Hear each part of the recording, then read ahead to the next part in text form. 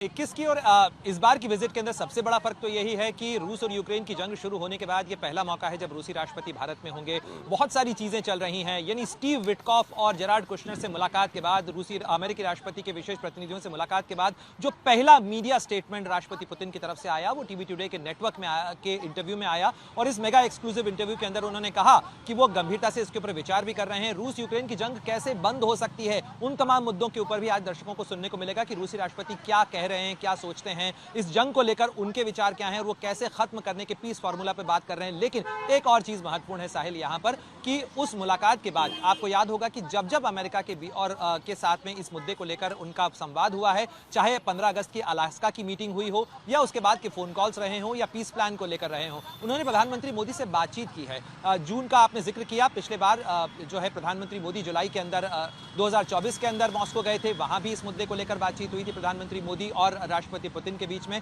और शायद प्रधानमंत्री मोदी दुनिया के अकेले ऐसे नेता हैं जिन्होंने इस पूरे युद्ध के दौरान न केवल यूक्रेन और रूस दोनों से बातचीत की, बल्कि उन्होंने रूसी राष्ट्रपति के साथ बैठकर समरकंद के अंदर सीधे तौर पर कहा था कि यह युद्ध का काल नहीं है, जंग का समाधान बातचीत की मेज पर होगा। इसको उन्होंने भी स्वीकार किया है। कल इंडिया टुडे के इंटरव्यू के अंदर उन्होंने भी इस चीज को कहा कि ये ऑफ बैटलफील्ड जो है समाधान के लिए हम तैयार हैं, हम बातचीत करने के लिए तैयार हैं। तो बहुत सारी चीजें इंटरव्यू में सामने आएंगी, मुझे लगता है उसका इंतजार करना चाहिए।